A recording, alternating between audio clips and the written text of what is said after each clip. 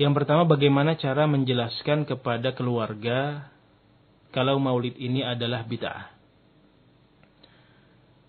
Ikhwati fillahi ra'akumullah.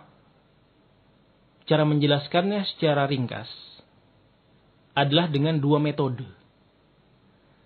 Metode yang pertama adalah hikmah, dan metode yang kedua adalah adamul isti'jal. Metode yang pertama adalah hikmah, artinya kita harus memberikan nasihat, kita harus memberikan penjelasan sebaik-baiknya dengan cara yang hikmah, tidak dengan cara menghakimi, tidak dengan menuduh-nuduh, tidak dengan mencaci maki dan yang seterusnya. Dan inilah yang memang diajarkan oleh Allah Subhanahu wa taala. Bahkan sosok Fir'aun yang kita tahu bagaimana kejahatan, kebengisan, kefajiran yang ada di sisinya, tetap didakwahi oleh utusan Allah Jalla wa'ala, Nabi Allah Musa dengan Nabi Allah Harun, berdasarkan perintah dari Allah Jalla wa'ala dengan qaulan layyina, ucapan yang halus, ucapan yang lembut. Artinya apa? Hikmah. Ini orang yang paling jahat di muka bumi, yang sampai-sampai jasadnya masih dilestarikan, diabadikan oleh Allah Jalla wa'ala agar manusia bisa mengambil ibrah. Apalagi mungkin orang tua kita, kerabat kita, tetangga kita, dan yang seterusnya. Maka cara hikmah ini adalah cara yang terbaik, yang masing-masingnya seorang akan mengetahui bagaimana hikmah yang ada di sisi keluarganya misalkan. Karena keluarga satu dengan keluarga yang lainnya berbeda.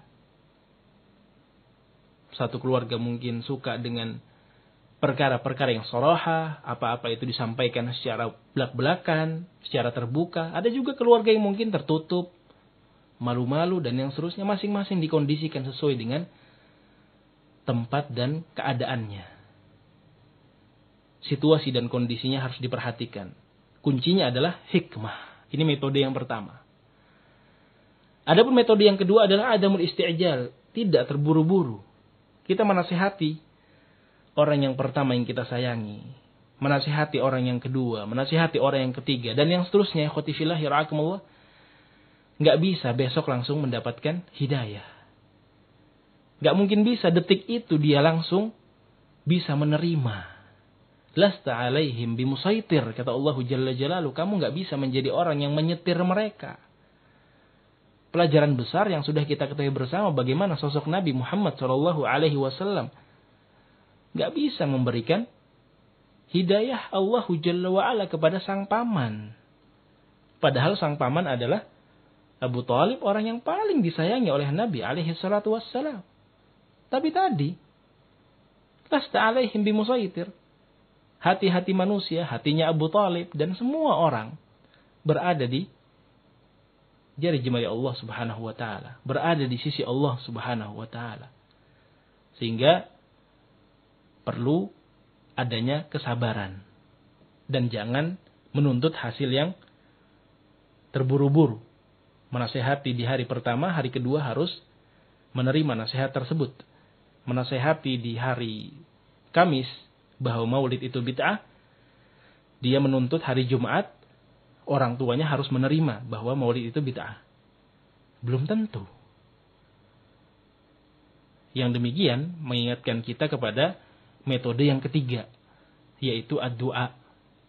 Pentingnya untuk kita berdoa untuk kebaikan mereka. Karena pengaruh doa itu adalah pengaruh yang luar biasa. Jangan sampai kita meremehkan ad-du'a. Ikhwati fillah yara'akumullah, karena itu adalah bahagian dari silahuna. Silahul mu'min, senjata kita adalah berdoa kepada Allah Subhanahu wa ta'ala. Sehingga cara menjelaskannya dengan 3 cara tersebut. Yang pertama, haruslah dengan cara hikmah. Yang kedua, jangan terburu-buru menuntut hasil. Dan yang ketiga, mendoakan kebaikan agar mendapatkan hidayah dari Allah Subhanahu wa ta'ala. Wallahu ta'ala a'lamu bis-shawab.